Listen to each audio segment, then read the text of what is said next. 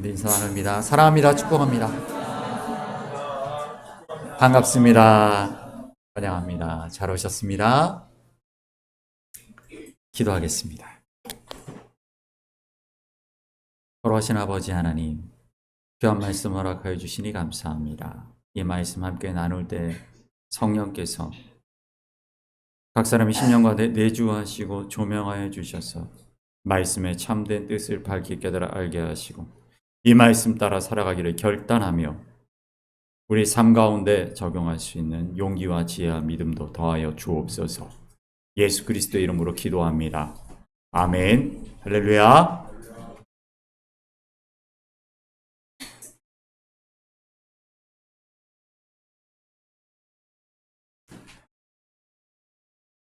오늘 데살로니가 후서 말씀을 읽어주셔서 감사합니다. 데살로니가 후서는 우리 지난 시간에 데살로니가 전설을 할 때 데살로니가 교회가 당한 상황에 대한 이야기를 함께 나눴었는데요. 많은 핍박과 어려움 가운데 처해져 있던 데살로니가 교회 교인들은 주께서 다시 오신다. 이 세상에 종말이 곧 임박했다라는 그 말씀에 집착하게 되었죠. 그것에 대해서 이제 데살로니가 후서를 다시 쓰면서 성도의 삶은 언제 오실지 모르는 그 주님을 오늘이라도, 오늘 밤이라도 주님이 오실 때 준비가 되어 있어야 된다라는 그 말씀. 언제나 주님의 말씀에 바르게 서서 그 말씀 가운데에서 맡겨진 소명을 감당해야 한다라는 그러한 바울의 권면을 담고 있는 것이 데살로니가 후서 말씀입니다. 다시 한번 읽어보겠습니다. 13절부터 15절 읽어보겠습니다. 시작! 주께서 우리가 항상 마땅히 하나님이 처음부터 너희를 택하사 거룩하게 하심과 구원을 받게 이를 위하여 우리의 복음으로 너희를 부르사 우리 주의 영광을 얻게 하려 하심이니라. 그러므로 형제들아 굳건하게 서서 바로나 가르침을 받은 전통을 지키라. 아멘. 가장 중요한 한 절 한 절의 말씀과 중요한 부분을 제가 빨간 글씨로 표현해 놨는데요. 13절에서는 하나님이 처음부터 너희를 택하셨다라는 부분입니다. 하나님이 목적과 계획 가운데 택하여, 그리고 14절에 이러하여 우리의 복음으로 너희를 부르셨다. 택하셨고 부르셨다. 그렇다면 너희는 어떻게 살아야 되는가? 15절에 보면 뭐라고 말합니까? 굳건하게 서서라고 말씀하시죠. 이 스케토라는 헬라어 서다, 굳건하게 서다라고 말할 때 이 서다라는 이 표현은 군대 용어입니다. 나중에 한번 이 말씀을 더 자세하게 나눌 때가 있는데요. 적과 맞섰을 때 굳건하게 서서, 그러니까 이건 로마 군대의 전투 방식을 얘기하는 거거든요. 방패를 들고 적과 부딪혀 섰을 때 밀리지 않는 굳건하게 서라 라는 그 스케토라는 그 단어가 그 뜻이에요. 굳건하게 서라, 적과 맞서라, 이런 의미를 갖고 있죠. 택함 받은 자로서, 부름 받은 자로서 목적과 계획 가운데 소명을 가지고 살아가는 하나님의 백성답게 핍박과 어려움이 있지만 담대하게 맞서라라는 말씀이죠. 그것을 성경은 우리에게 증인의 삶이라고 말합니다. 사도행전 1장 8절 말씀입니다. 읽어봅니다. 오직 너희가 권능을 온 유대와 사마리아와 땅끝까지 내 증인이 되리라 하시니라. 아멘. 헬라어 원문으로 보시게 되면 마르티스라는 말입니다. 마르티스, 증인이란 말이 마르티스라는 뜻인데요. 의미인데요. 이것을 영어 번역으로는 witness라고 번역했습니다. witness. 우리가 잘 아는 표현이죠. 증인. 어떤 법정에 요즘 재판이 뉴스에 많이 나오죠. 재판에 증인으로 참석하여서 자신이 진실을 증언하는 것이죠. 그게 증인입니다. 그 다음 말씀도 한번 볼까요?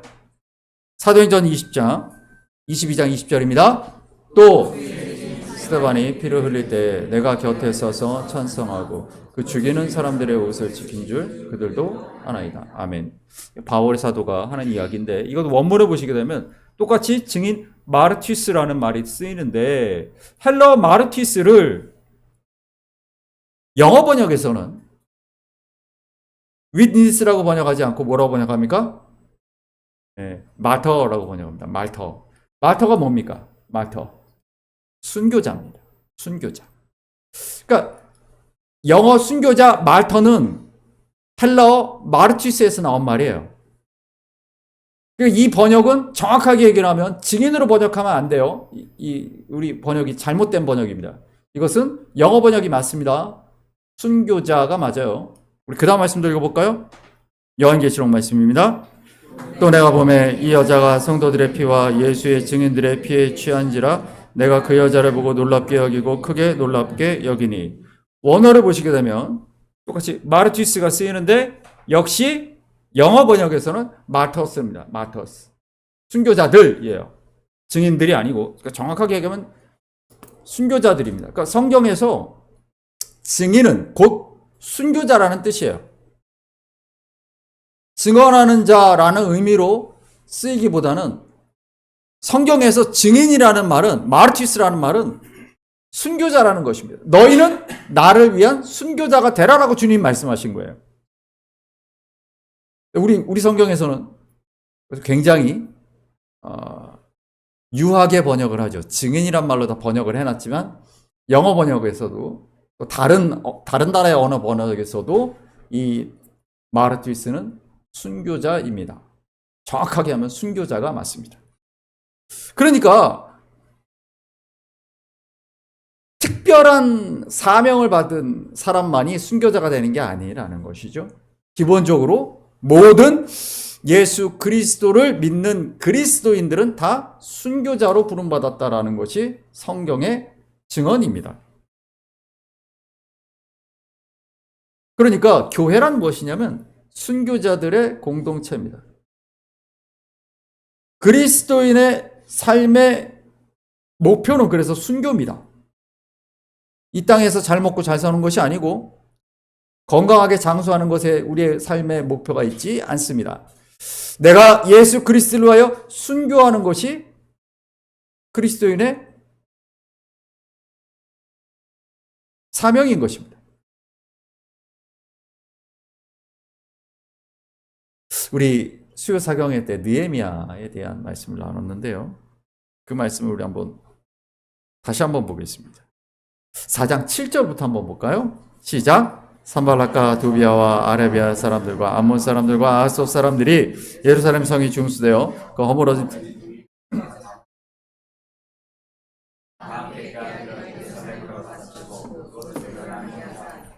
우리가 우리 하나님께 기도하며 그들로 말미암아 파수꾼을 두어 주야로 방비하는데 아멘. 제가 그 수요 사경회 때 느헤미야 이야기를 말씀을 드리면서 느헤미야의 이야기를 성경적으로 우리가 어떻게 볼 것인가, 진짜 성경적으로 어떻게 볼 것이냐에 대한 말씀을 사경회 때 말씀을 나눴었는데 좀 더 우리가 그 말씀을 한 발자국만 더 깊게 들어가 보자면 그림이 있죠. 감사합니다. 이게 이 상황이죠. 예. 이 유대의 총독으로 그리고 유대 예루살렘 성벽 재건을 목표로 바사에서 3차 귀환하였던 느헤미야와 그 이전에 귀환하였던 이 유대 백성들이 함께 예루살렘 성벽을 짓는데 그 주변을 둘러싸고 있는 이들이 그것을 가로막고 해방하고 공격하는 것이죠. 왜 그렇게 합니까? 여러분 오늘 시편 123편, 122편, 123편 묵상의 말씀이 담고 있는 내용도 이 얘기입니다. 주변을 다 둘러싸고 이들이 방해하고 막았다. 그래서 150년 동안 예루살렘 성이 재건되지 못했던 거예요. 끊임없이 그들이 공격을 했다라는 것이죠. 그러니까 이 상황이 보여주고 있는 것은 무엇이냐면 하나님의 백성이 하나님의 뜻을 따라 하나님의 계획을 따라 하나님이 우리를 향한 목적과 계획을 가지고 우리에게 주신 그 소명, 우리가 감당해야 될 그 사명을 감당하는 상황은 기본적으로 이렇다라는 걸 보여주는 것입니다. 끊임없이 우리의 대적들이 우리를 부르셔서 하나님의 계획을 이루려고 하실 때, 하나님이 말씀하셨잖아요. 모세에게 신명기에서 말씀하셨잖아요. 너희가 그 땅에 들어가서 말씀 가운데 살아가지 않으면 내가 너희를 뽑아서 흩어서 말이 통하지 않는 딴 나라로 보낼 것이다. 그렇죠? 예레미야를 통해서 뭐라고 말씀하십니까? 그러나 그 땅에서 70년 지나면 다시 돌아오게 할 것이다. 내가 다시 예루살렘을 재건할 것이다. 이게 다 하나님의 계획이에요. 그래서 성경은 하나님이 계획하시고 그 계획을 무너뜨리고 막으려고 하는 사탄 마귀의 괴계가 끊임없이 하나님의 계획을 막으려고 덮쳐오고, 그것에 대해 하나님은 소명자들을 부르셔서 그들을 통하여 계획을 이루어 가시는 것이죠. 우리 서면 일사님 읽으셨던 느헤미야 말씀이죠. 읽어볼까요? 내가 칼과 창과 활을 가지고 서 있게 하고, 내가 여러분의 귀족들과 남은 백성에게 말하기를 너희는 그들을 두려워하지 말고 지금 두려우신 주를 기억하고 너희 형제와 자녀와 아내와 집을 위하여 싸우라 하였느니라. 아멘. 이 그리스도인의 삶이란 무엇이냐면 기본적으로 우리를 둘러싸고 있는 마귀 사탄의 세력과의 싸움. 지난주에 제가 영적 전쟁이라고 말씀을 드렸는데, 영적 전쟁의 전장 가운데 서 있다라는 것이 성경이 우리에게 말해주는 것입니다. 그러니까 평안한 삶은 없어요. 기본적으로 성도의 삶은 평안할 수가 없어요. 우리를 분명한 소명이 있으셔서, 소명을 가운데 우리를 부르셔서 우리에게 사명을 맡기셨단 말이에요. 근데 그것이 하나님의 계획이죠. 그 계획을 어떻게든 무너뜨리려고, 내가 우리 오승효에게, 하나님께서 오승효를 통하여 이루고자 하시는 계획을 맡기셨는데, 어떻게든 오승효에게 그것을 하나님이 이루지 못하게 하려고 계속 승효의 마음을, 승효의 몸을, 승효의 환경을 계속 하나님의 뜻대로 하나님의 목적을 이루지 못하게 하라는 마귀 사탄의 계획이 계속 있을 거예요. 이 세상 끝날까지 있다라는 얘기, 성경이 얘기하는 건 그겁니다. 우리가 왜 이렇게 힘든 삶을 살아가는가? 이유는 거기에 있죠. 근데 뭐라고 말합니까? 주를 기억하라. 지극히 크시고 두려우신 주를 기억하라. 이건 하나님의 계획 가운데 있다. 느헤미야가 느헤미야 1장에서 그렇게 얘기하잖아요. 하나님의 계획을 내가 이루게 하옵소서. 하나님의 계획을 이루어가는 것입니다. 주변 환경이 어렵고 힘든 건 당연한 것이다. 마귀 사탄의 계획이 우리를 향한 공격이 있는 건 당연한 것이다. 이 땅의 삶은 어렵고 힘들고 눈물 나고 원통하고 분노가 치밀어 오르는 삶을 우리가 살아가는 건 당연한 것이다. 그렇기 때문에 뭐라고 말합니까? 이 순교자로 부름받은 우리는 함께, 느헤미야가 얘기를 하죠. 우리가 함께 싸우자. 스탠리 하워워스라는 그 교수님이 계셔요. 듀크 대학교 교수이신데, 이분이 타임즈가 선정한 미국 최고의 신학자로 선정되신 분입니다. 그분이 이런 얘기를 하셨습니다. 읽어볼까요? 신학적 공동체주의로 개인주의화된 신앙을 경계하며 교회가 함께 순교하는 공동체로 세워져야 함을 주장하였다. 이 스탠리 하워스라는 이 시대 미국에 많은 신학자들이 있지만 그 중에 최고의 신학자다라고 이분이 부르는 이유가 성경에 입각한 교회란 무엇인가를 이야기하는 것이죠. 교회는 함께 순교하는 공동체다.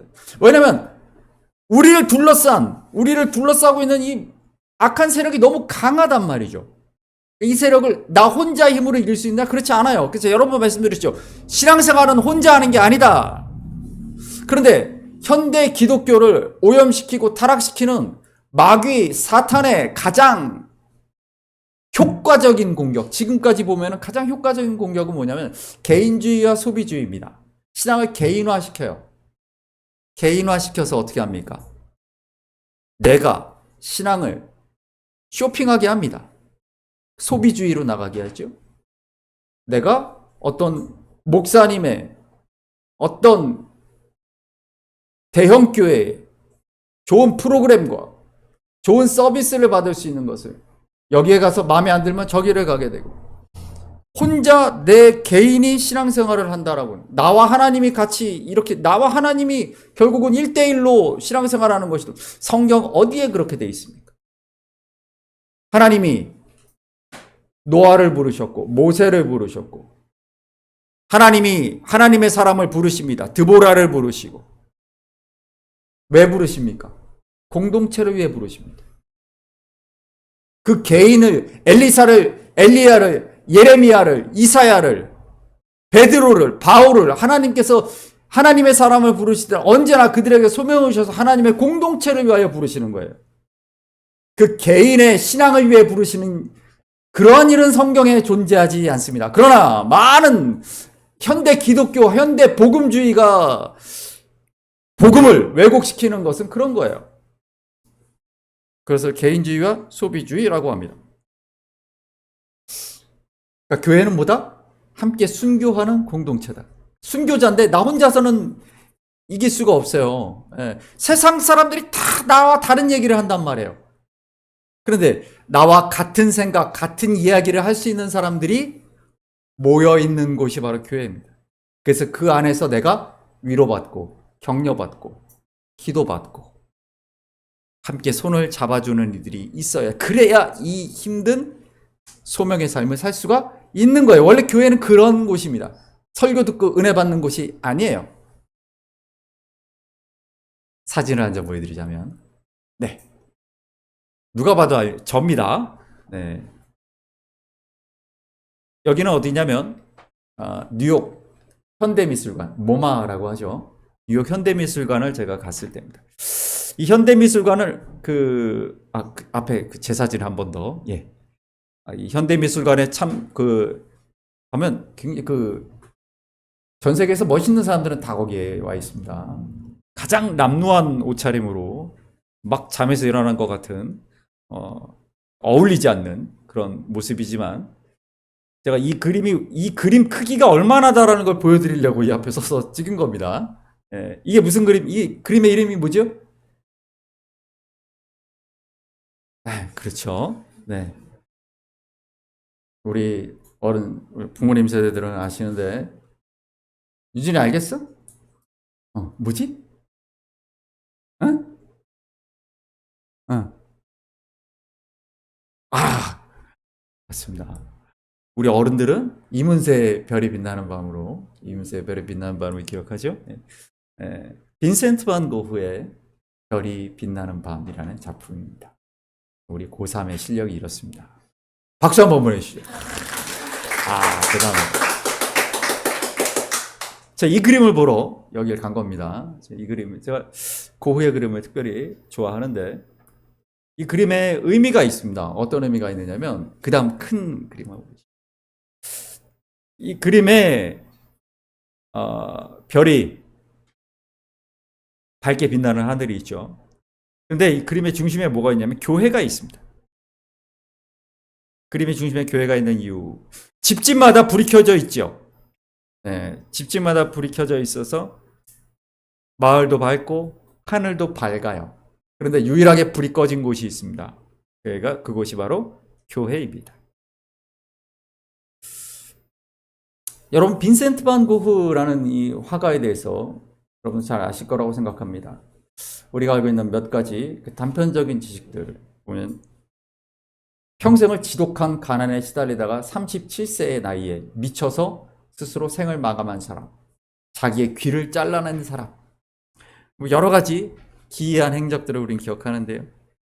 또한 살아있는 동안에는 그림을 단 한 점밖에 팔지 못했어요. 그러나 죽은 이후에 그의 그림의 가치가 엄청나게 치솟죠. 이 별이 빛나는 밤, 이 뉴욕 현대미술관에 있는 이 그림 한 점이 2025년 현재 시가가 1,500억입니다. 한 점이 굉장하죠. 살았을 때 못 팔았어요. 사는 사람이 없어서. 근데 왜 그렇게 고흐가 지독한 가난에 시달렸는가 이 얘기를 했을 때 그가 갖고 있는 모든 돈을 그림을 위해서 물감을 사는 데 쓰기도 했지만 그는 평생 자기보다 가난한 사람들을 헌신적으로 돌봤던 사람입니다. 방고우는 원래 화가가 되려고 했던 사람이 아니에요. 원래는 목사가 되려고 했던 사람입니다. 실제로 탄광촌의 전도사로 부임하여 당시에 가장 힘들고 어려운 삶을 살았던 사람들이 바로 탄광촌의 광부들이었습니다. 오늘날 같이 그런 장비들이 있는 상황도 아니었기 때문에 얼마나 힘들게 살았겠습니까? 그러면서도 수입은 너무 적었죠. 고통 가운데 있었던 사람들. 고은은 그들과 함께 그들처럼 먹고 그들처럼 입고 그렇게 말씀을 열심히 전했습니다. 그런데 어느 날 현장 점검을 나왔던 고우가 속해 있던 선교단체의 시찰단이 반고우의 모습을 보고 그의 남루한 모습을 보고 선교단체, 교회의 품위를 떨어뜨린다 그래서 그를 질책하고 전도사에서 해고해버립니다. 결국 그는 화가의 길로 접어들게 됩니다. 그 다음 그림 보이시면요. 그래서 반고우의 초기 작품을 보면 바로 감자 먹는 사람들, 그러니까 당시 함께했던 사람들, 그리고 그가 평생 옆에 있으려고 했었던 가장 그 시대 가장 힘들고 어려웠던 사람들의 모습을 그는 그림으로 남겼습니다. 그 시대 사람들은 힘들고 어려운 가운데 교회는 화려하게 크게 건물을 쌓아 올리고 화려한 옷을 입은 성직자들이 부와 명예를 누리고 있던 시대, 고흐는 그것을 그의 별이 빛나는 밤에서 하늘도 빛나고 마을도 빛나는데 교회만 불이 꺼져 있는 모습을 통하여 우리에게 보여주고 있는 것이죠.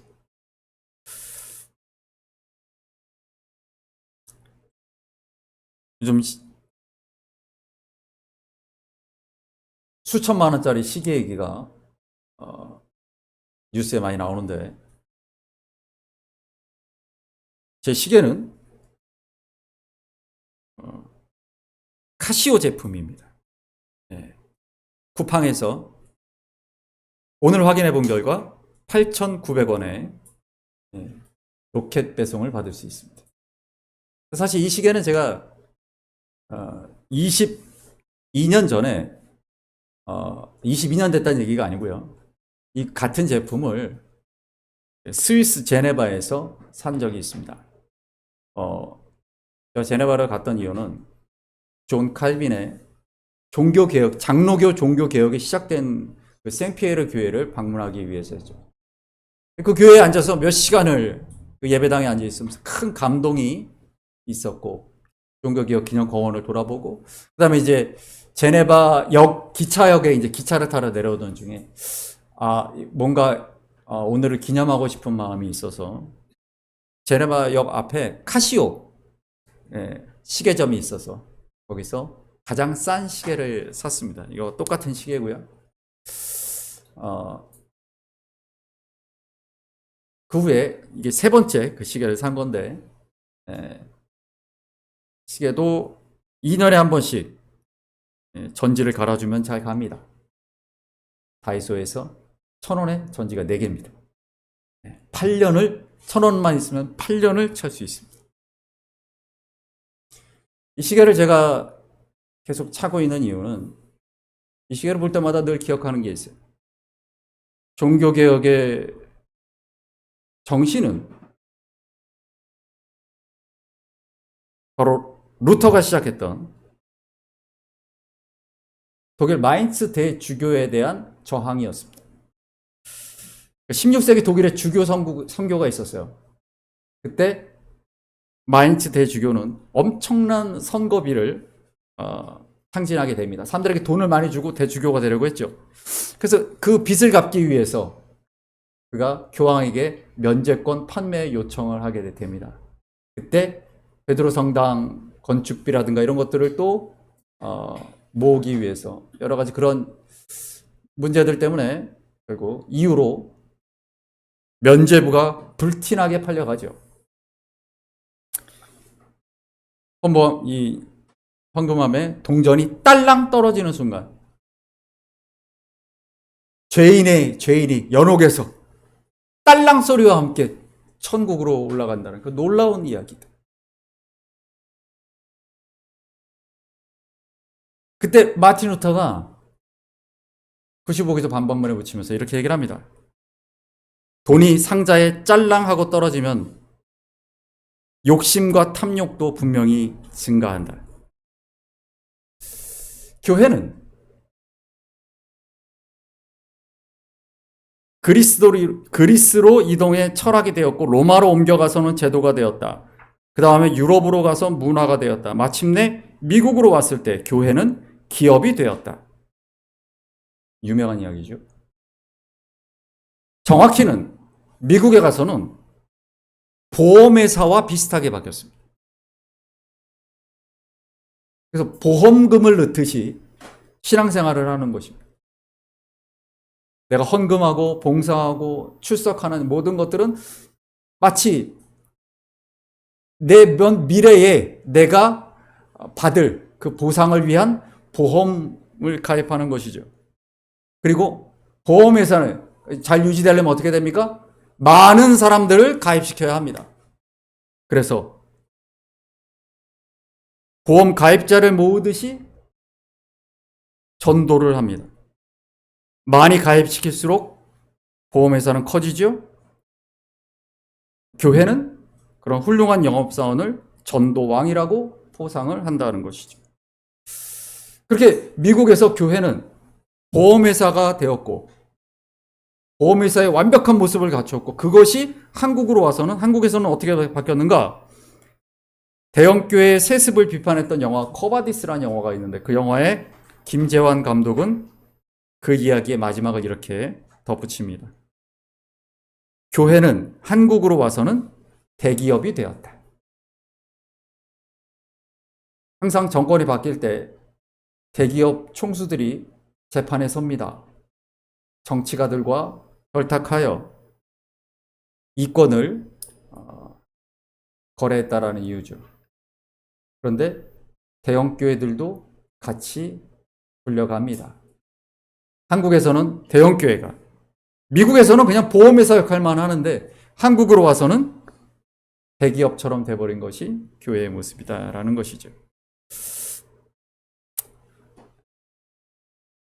스카이 제선이라는 목사님이 계십니다. 제선이 목사님. 그분이 하신 이야기를 잠깐 볼까요? 네, 읽어볼까요? 소비주의는 단순한 소비가 아니라 정체성과 목적을 소비행위에서 찾으려는 세계관입니다. 현대 기독교에 자리한 최대의 위협은 무신론, 포스트 모더니즘이 아니라 이런 소비주의입니다. 아까 제가 개인주의에 대한 얘기도 말씀드렸는데 개인주의와 소비주의.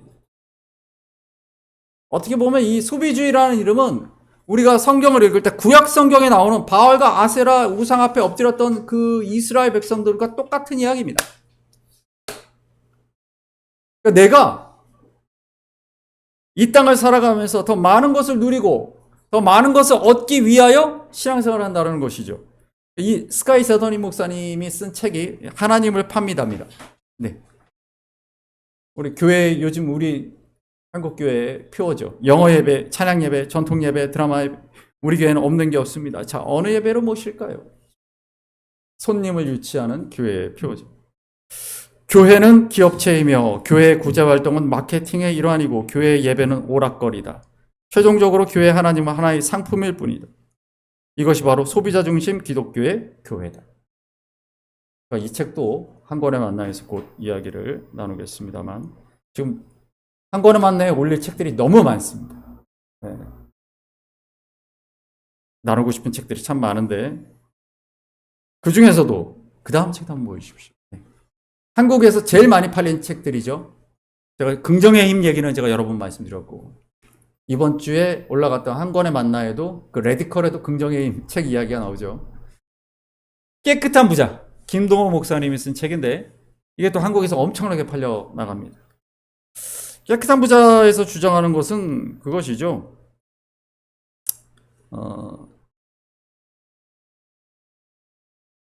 하나님이 너에게 주시는 그 축복을 기쁨으로 누려라. 기독교인도 깨끗한 부자, 그 청부론이라고 하죠. 부자가 될 수 있다. 그런데 어느 정도까지라고 하는 것이 있는가? 빌립보서 3장 16절 말씀 보시면요. 읽어볼까요? 어느 정도의 수준에 도달했든지. 이게 현대인의 성경이 가장 원어에 가까운 번역을 해서 무슨 얘기냐면 어느 정도까지라는 게 있지 않다라는 얘기를 하고 있는 거예요. 바울 사도는 이쯤 했으면 됐겠지라는 게 없다는 거예요.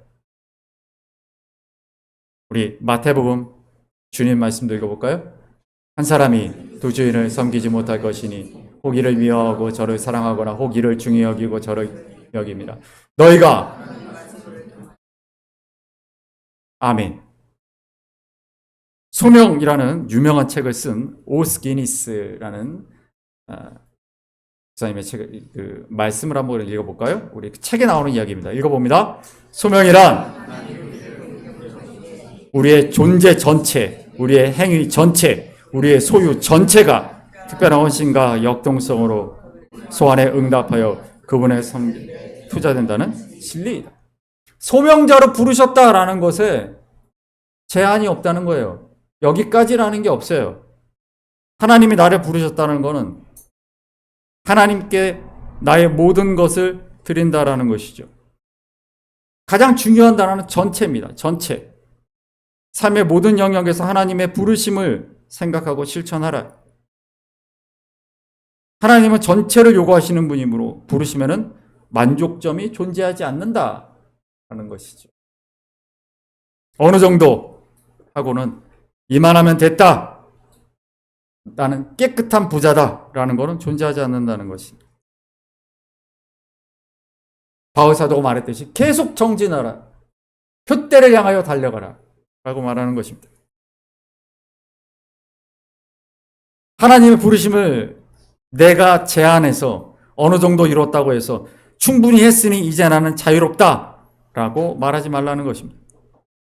하나님의 부르심은 전면적이고 무제한적이고 총체적이다라는 것이죠. 그래서 지금 한국을 휩쓸고 있는 저 기독교 청부로는 하나님의 부르심을 제한적으로 해석한 것입니다. 정직하고 정의롭게 살라는 부르심.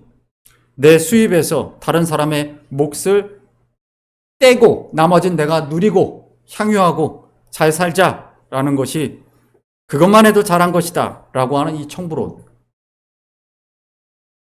그러나 중요한 것은 제한을 두지 말라는 것에 있어요. 제한을 두지 마라. 리차드 포스터를 여러분 잘 아실 겁니다. 영적 훈련과 성장의 저자죠. 읽어볼까요? 돈은 단순히 중립적인 교환 수단이 아니라 그 자체가 생명을 가지고 있는 힘이다. 그것도 매우 자주 그 성격상 악마적인 힘인 것이다. 그러나 돈이 권세들에 의해서 생기가 돌고 활성화된다고 하는 성경적 견해를 진지하게 받아들이기 시작할 때부터 우리와 돈의 관계는 도덕적 중대성으로 가득 차게 된다. 굉장히 어렵게, 번역사들 항상 어렵게 번역을 합니다. 한마디로 말하자면 뭡니까? 기독교 청부론을 주장하시는 그분들은 돈에 대한 균형 잡힌 시각을 가져라 라고 얘기를 하죠. 돈을 죄악시하지 마라. 금기시하지 마라. 돈이 최고의 목표도 아니다. 최상의 축복도 아니다. 돈은 돈이다. 라고 얘기를 하죠. 하지만 이야기하는 거 들어보면 결국 돈을 사랑하는 것도 잘못이고 미워하는 것도 잘못이라고 말해놓고 결국은 사랑하는 쪽이 되죠. 하나님은 당신이 부자가 되는 걸 원하신다. 혹은 부자가 되는 건 죄가 아니다. 라고 말하죠. 그러다 보니까 설교자들이 아까 제가 잠깐 보여드렸던 레이크우드 처치의 목사님처럼 나는 돈이 좋다. 부자로 사는 것이 좋다. 라고 설교를 하는 것도 이상하지 않은 시대가 된 것이죠. 돈이 본질적으로 악하지 않다라는 말은 맞아요. 하지만 돈이 리차드 포스터의 말처럼 매우 위험한 것이다라는 것을 기억해야 한다라는 것입니다. 칼을 우리 이훈 집사님 늘 칼을 갈아주시는 섬김에 감사드립니다. 네. 칼을 잘 사용하면 유용한 도구가 되지만 잘못 사용하면 사람을 다치게 하는 살상 무기가 되죠. 마약은 잘 사용하면 치료하게 되지만 잘못 사용하면 인간을 파멸시키죠. 그래서 칼은 그냥 칼이다 혹은 마약은 그냥 약이다라고 말해서는 안 된다는 거예요. 우리가 제일 많이 쓰는 표현이 이거죠. 칼을 똑같은 칼인데 강도하게 들이면 범죄의 도구로 쓰이지만 의사가 그 메스를 잡으면 사람을 살리는 것이 된다. 그러니까 칼은 중립적이다. 여러분 현재 미국에서 2025년 미국에서 가장 10대에서 40대까지 사망률 제1원인이 뭔지 아십니까? 10대에서 40대까지 이르는 젊은 사람들을 죽게 만드는 한 해에 수십만 명이 죽는 그 원인 1위 펜타닐입니다. 펜타닐이 뭔지 아시죠? 원래는 말기 암 환자를 위하여 만들어진 마약성 진통제입니다. 그것이 헤로인, 코카인 이런 모든 마약들보다 더 많이 확산됐고 더 많은 사람을 죽입니다. 1년에 몇십만 명이 젊은 사람들이 펜타닐로 죽습니다. 원래는 약이에요. 진통제입니다. 칼은 칼이야, 약은 마약은 약, 그냥 약은 약이야가 아니죠. 얘기를 해야 됩니다. 위험하다. 칼은 위험하다. 그렇죠? 우리 집사님, 이훈 집사님 칼을 가는데 만약에 선유가 막 맞으려고 그러면은 어떻게 하시겠어요? 접근하지 못하게 하겠죠. 왜요? 위험하기 때문에 그런 겁니다. 그 위험성을 충분히 강조해야 됩니다. 돈도 마찬가지라는 거예요. 성경에서 계속 물질을 이야기하는 것은 돈이 위험하기 때문에 그런 거예요. 중립적인 것이 아니라 이걸 잘 사용하지 않으면 마귀가 이것을 통하여서 하나님의 백성을 타락시키고 죄악을 저지를 수 있게 하기 때문입니다. 누가복음 12장의 말씀에도 그 이야기가 나오죠. 읽어볼까요? 자기를 위하여 재물을 쌓아두고 하나님께 대하여 보여하지 못한 자가 이와 같으니라. 마태복음 말씀도 봅니다. 오직 너희를 위하여 보물을 하늘에 쌓아두라. 거기는 좀이나 동록이 해하지 못하는 구멍을 뚫지도 못하고 도둑질도 못하느니라. 21절 내 보물 있는 그곳에는 내 마음도 있느니라.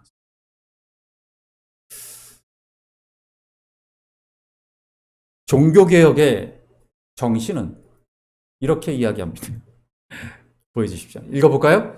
명예를 야심히 그 사람을 장악한다. 돈을 최고로 여기는 탐욕이 하나님 나라를 점령한다. 종교개혁의 정신, 아까 루터 얘기도 했지만 그들이 얘기했던 것은 이거죠. 우리가 싸워야 될 마귀 사탄이 누구냐? 이슬람 교인이냐? 동성애자냐? 아닙니다. 공산주의자냐? 아닙니다. 성경이 처음부터 끝까지 오늘까지 창세기부터 지금까지 이야기하는 것은 마귀가 우리를 타락시키는 그 욕심, 욕망, 우상으로 변질시키고 물질로 변질시키는 바로 그 죄와 싸우라고 말합니다. 그게 마귀의 본질입니다.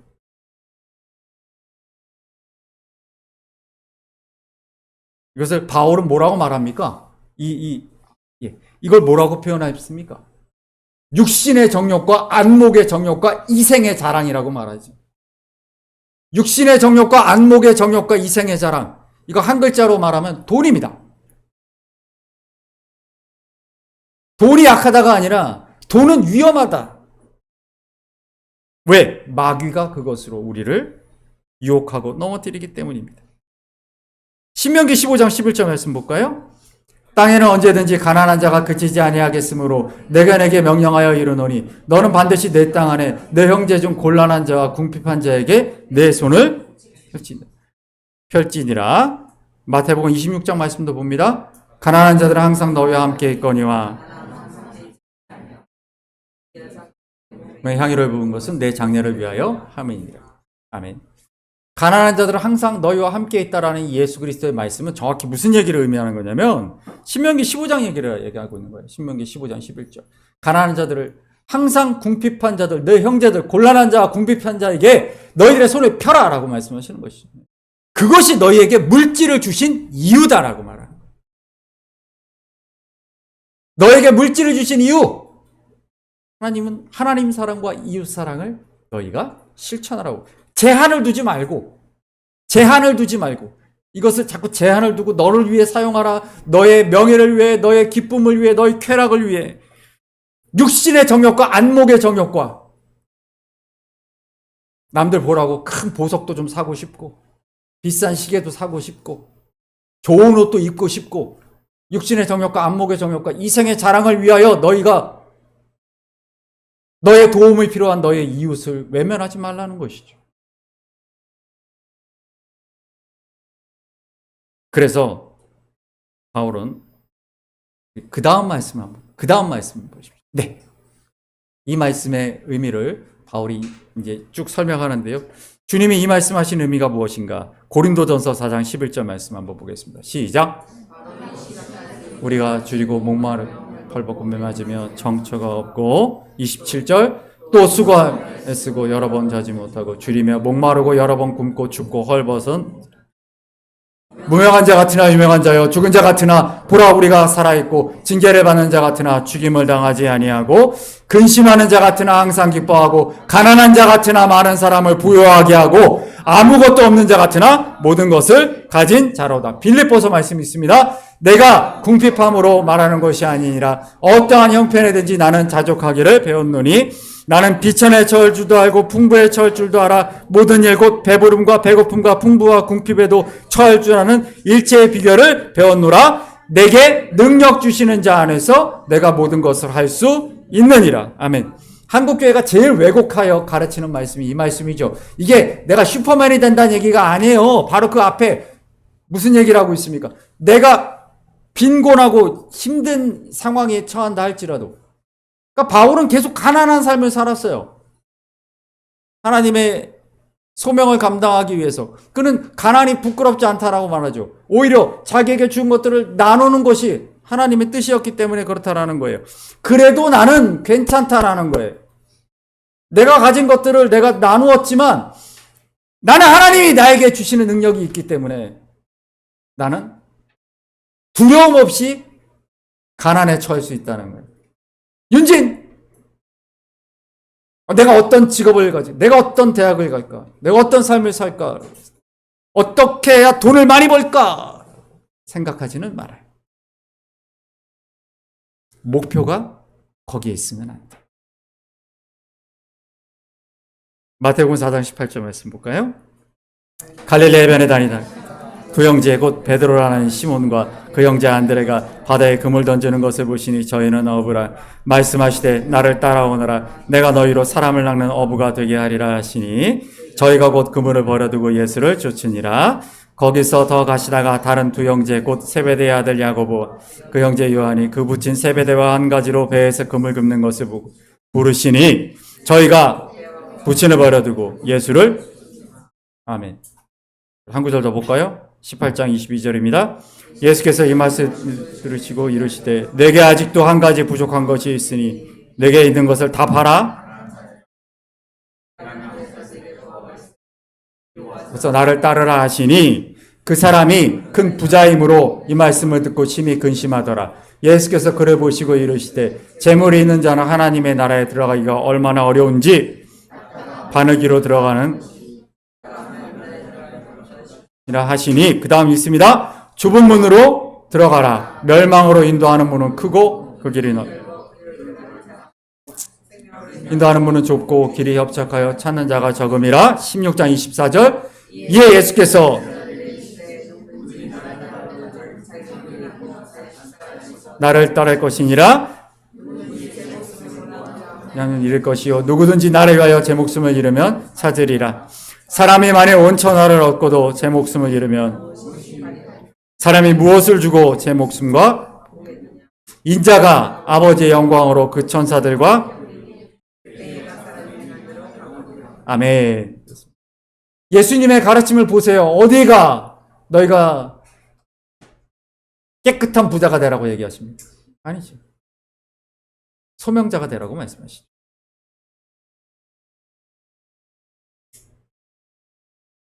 처음으로 돌아와서 왜 데살로니가 교회 교인들에게 견고하게 서라고 말할까요? 왜 마귀 사탄과 둘러싸여 싸웠던 느헤미야의 이야기를 우리에게 들려주고 계실까요? 여러분, 우리는 자본주의 사회에 살잖아요. 자본주의 사회에서 제일 중요한 게 뭡니까? 돈입니다. 누가 뭐래도 돈입니다. 돈이 있어야 됩니다. 필요합니다. 그렇기 때문에 나에게 정말 필요한 것이 돈이기 때문에 내 이웃에게도 그것이 너무나 필요합니다. 나에게 너무 중요한 것이 돈이기 때문에 내 이웃에게도 그 돈이 정말 중요합니다. 그렇기 때문에 하나님은 나에게 물질을 주시고 그 물질을 통하여 나의 이웃을 섬기라고 말씀하신 것이죠. 그런데 세상은 그렇게 얘기하지 않잖아요. 너를 위해 써라고 말합니다. 좀 제발 너 그걸 누려도 돼라고 말하죠. 그런데 누려도 됩니다. 내 주변에 나의 도움이 필요한 이웃이 없다면 난 누려도 되죠. 근데 지금 당장 내가 귀를 닫아버리지 않고 만약에 소명을 하여 나의 귀를 열었을 때 하나님이 나에게 내 이웃을 위하여 너를 도우라라고 나를 부르신다면, 아까 그 부자였던 이가 내 가진 것을 다 팔라라고 했을 때 그 말씀이 여러분 여기 있는 모든 이들이 갖고 있는 걸 다 팔라는 얘기가 아닙니다. 그 말의 핵심은 뭡니까? 제가 빨간 글씨로 해놨죠? 나를 따르라 했어요. 그 말씀의 핵심이 뭡니까? 그는 주님의 부름을 응답할 수가 없었다는 거죠. 그에게 최고의 장애물은 뭐였어요? 돈이었어요. 그런 일이 우리에게도 일어날 수 있다는 거죠. 그 얘기를 하고자 드렸던 것입니다. 빌립보서 2장 13절 말씀이 있습니다. 너희 안에서 행하시는 이는 하나님이시니 무슨 뜻을 위하여 너에게 소원을 두고 행하게. 아멘. 여러분, 그런 소망이 우리에게 있기를 원합니다. 하나님이 나에게 주시는 귀한 물질들, 이것이 나를 통하여 흘러가 꼭 필요한 이웃에게 가기를. 여러분, 마지막으로 요한계시록 21장 2절 말씀이 있습니다. 또 내가 봄에 거룩한 성 새 예루살렘이 하나님께로부터 하늘에서 내려오니 그 준비한 것이 신부가 남편을 위하여 단장한 것 같더라. 아멘. 어린 양의 혼인잔치가 벌어질 때 신부로 부름받은 주님의 교회, 하나님의 그리스도인들이 순교자의 모습으로 그 앞에 섭니다. 여러분, 이 땅에서, 이 세상에서 순교자로 산다는 건 무슨 뜻일까요? 십자가의 길을 걷는다는 건 무슨 뜻일까요? 돈으로부터 자유해지는 것입니다. 세상 모든 사람이 돈이 가장 중요하다고 말할 때, 아니, 돈보다 더 중요한 게 있다라고 말하는 것이죠. 돈이 너를 지켜줄 거야 라고 말할 때, 아니, 하나님이 나를 지켜주실 거라고 말하는 것이죠. 그게 순교자의 삶입니다. 그것이 세상 사람과의 차이예요. 돈이 가장 중요한 세상에서 돈보다 더 중요한 것, 생명보다 더 중요한 것, 나를 부르신, 택하시고 부르신 소명의 길을 걷는, 그것이 십자가의 길입니다. 그것이 순교자의 삶입니다. 그것이 예수 그리스도의 증인의 삶입니다. 주님이 그렇게 좁은 길로 가라고 하셨으니까 그렇게 살아야 합니다. 제한을 두지 마십시오. 여기까지만 했으면 됐다라고 생각하지 마십시오. 부르심에 순종하십시오. 우리의 삶 전체를 하나님께 드리는 믿음의 공동체, 함께 순교하는 기독교 공동체, 주원교회가 되기를 소망합니다. 믿음을 가지고